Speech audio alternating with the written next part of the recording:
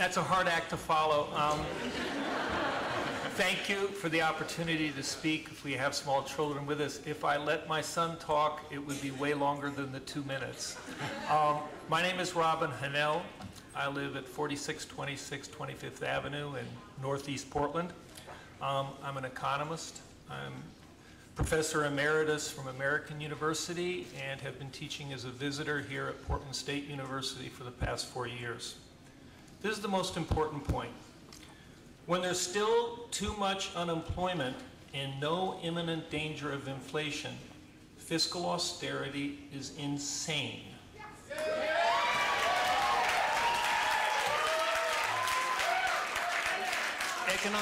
Economic theory predicts it, history proves it, and any competent economist who is not in the service of the 1% will tell you as much.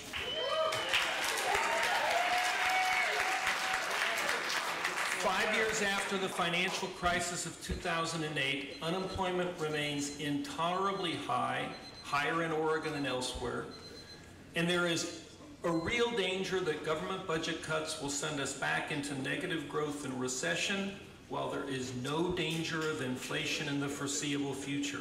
In this context, for our elected officials in Washington to be focused on long-run deficit reduction, instead of fiscal stimulus to get people back to work, increase production and income, and thereby increase tax revenues as well, and for our president to volunteer to cut Social Security benefits, even though the Social Security Trust Fund is not in deficit and will be solvent for decades, is not only mean-spirited, it is bad economics. Let me ask you to wrap up because of the time limit. So. Obviously, you got some folks that support your I know position Portland here. City councilors don't get to vote in Washington or in Salem. I know that your fellow politicians in Washington and Salem who persist in these counterproductive fiscal austerity have dealt you a bad hand to play from. But you do not serve the citizens of Portland when you merely sit in judgment over which public services and local initiatives will be sacrificed on the altar of austerity.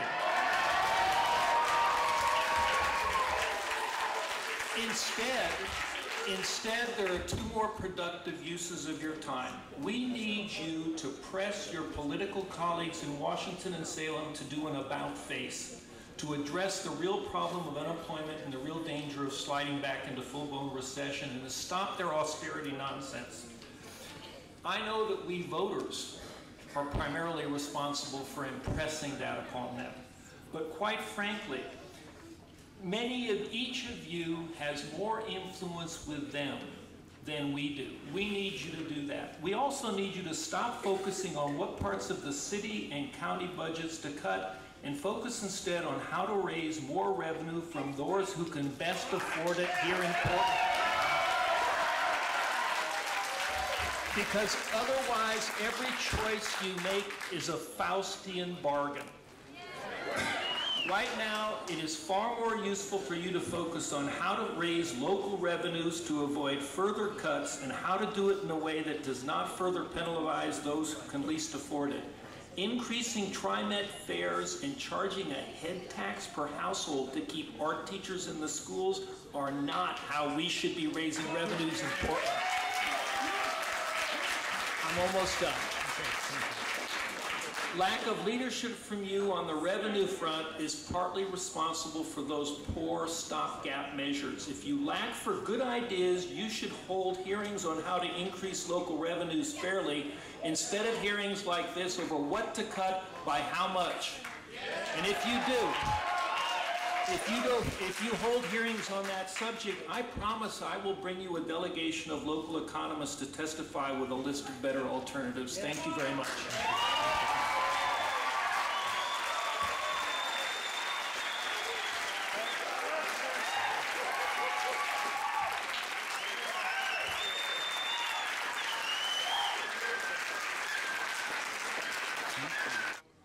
My name is Seagal. I'm a school counselor and I've worked in public education for 20 years.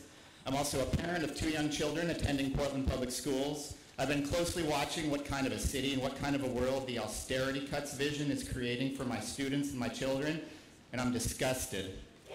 Despite what the council and mainstream media claim, there is no shortage of money in Portland or in Oregon. We live in the richest country in the world, all right? One that has huge concentrations of that wealth at the top. I'm talking about the rich and their corporations who, despite the economy, have been making record profits. All right? Nike gets 30 more years of a huge tax break guaranteed, but we're sitting here looking at cuts to homeless shelters and youth programs. That's just plain immoral, okay?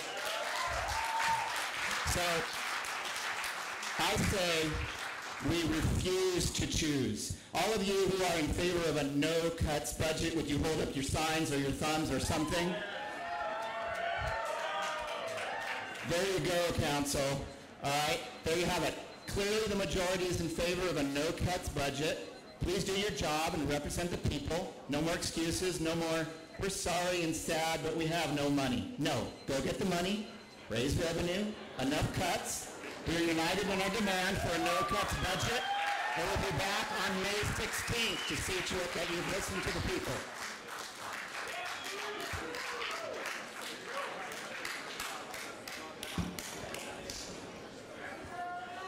My name's Ann Trudeau.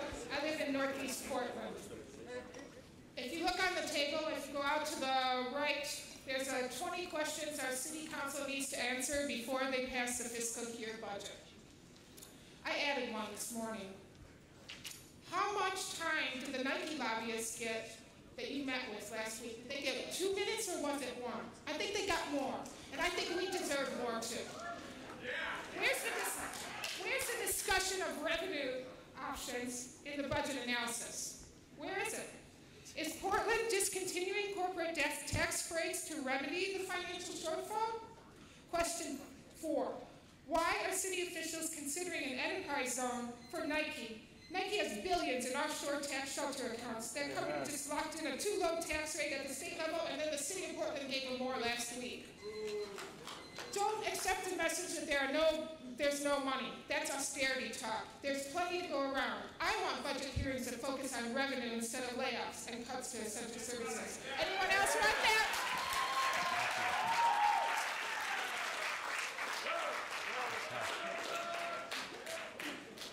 Without the mic, can people hear me okay? My name's Nick. I'm a university professor at Concordia in Northeast Portland, and I see all sorts of stuff going on up there that's pretty sad. People getting kicked out of their homes all the time, having to face cuts. I was going to talk about the history of austerity in a minute. Ain't going to cut it. Can't do anything with a minute. I would say that we need to demand more of these hearings, and exactly like Robin Hemel and some other people have said, let's tax the rich. There's money here. We're not talking about it. People have the revenue are not on the chopping block right here. It's not right. It's not fair.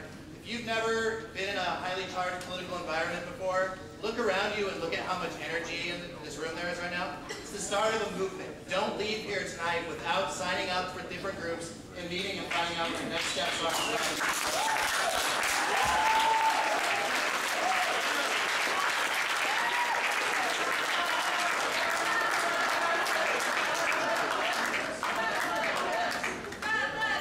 Come on out. Welcome.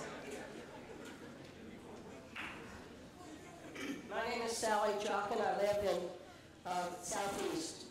And I want all... Sally, just pull that microphone a little farther away from you. Farther away. There you go. I want, and I think we all want businesses to come to and to stay in Portland. The kind of businesses I want are the ones that are committed to the community, that the city doesn't have to bribe with tax breaks. But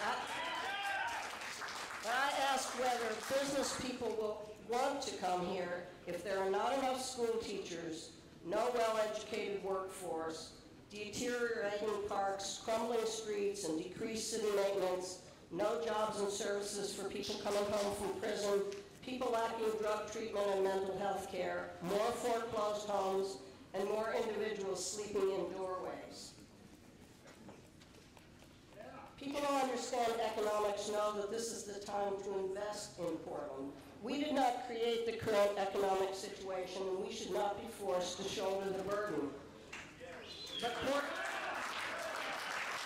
Portland is not really broke. The question is not whether there is money, but where is the money? I say it is City Council's job after multiple years of cuts to get the funds now to sustain this great city.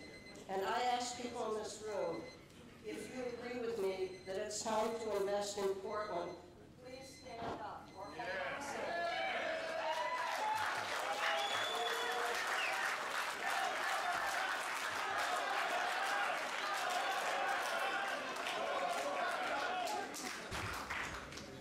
Good evening, my name is Robin Ryan. I am a serial volunteer and recovering salesperson. I addressed you tonight as a member of the homeless community, which I became 2 years after having been foreclosed on in 2010 by a bank I now know broke the law. Though I've been a law-abiding citizen my entire life, I spend nights in a shelter where I'm required to accept what I consider a correctional facility management approach. I see the destitute vilified and compare this against the manner in which the narcissistically corrupt enjoy being glorified. It's difficult to reconcile these realities with the starry-eyed idealist I lay claim to being. But if one as simple as myself can plainly see that without the equal application and enforcement of the rule of law, anarchy is a thing we need not fear arriving. It is already on site at the hands of the affluent. If I can see that, why can't you? You who claim to serve a public but choose to reflect the will of an affluent few. Until such time as you're prepared to respect existence, you can safely assume what you can expect from me in return is resistance.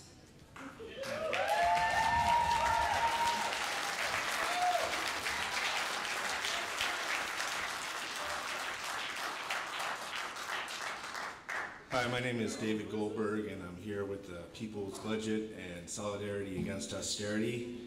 And previous speakers have suggested finding revenues from places that aren't hurting for money. One such area would be urban renewal zones. Once an urban renewal zone is established, property tax revenues for the general fund are frozen at that year's level. Using a gimmick called tax increment financing, all increases in assessed values are deemed to be the result of the renewal zone's improvements. But because of the new demand within the zone for public services, urban renewal zones do not pay for themselves and actually become a drain on the general fund. At the Charlie Hales for Mayor website, in a piece called Resizing and Refocusing Urban Renewal, you promised to ask the tough questions about urban renewal. You estimate that for the fiscal year 2010 to 2011, urban renewal deprived the general fund of $30 million. Your piece concludes, in California, the state has effectively shut down urban renewal to stop the diversion of revenues from basic services. And you conclude, if we don't get better control of our urban renewal system, our citizens could decide the same tool is necessary in Portland. A lot of citizens here feel we've reached that point, and the time to ask the tough questions is now. Considering them after you make these drastic cuts is probably too late. And if anyone would like to join our band of concerned citizens, please see me, and we'll sign you up. Thank you. Thank you very much.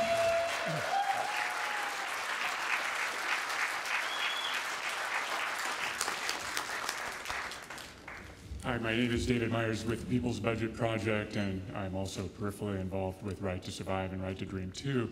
And I'd just like to make just a very brief observation on what strikes me as misplaced priorities. Yesterday in the Wall Street Journal, I read an interesting article about a CEO who is kind of a tearjerker. He struck out when he left a high technology firm and went to be the chief of a old line retailer. And the tragedy is that it didn't work out, and he didn't negotiate his compensation package well, and he's going to be leaving the firm with a mere $12 million. Meanwhile, all across Portland tonight, hundreds of people will be sleeping in doorways. They're going to be lucky to have $12 in their pocket. A lot of them won't even have 12 cents. And my understanding is that, people that have tried to get themselves out of doorways like folks at Right to Dream too, have been fined by the city. Where are our priorities? And isn't it kind of a shame that we have to come all the way out here to Montgomery Park to beg for crumbs off the table? Thank you. Thanks very much.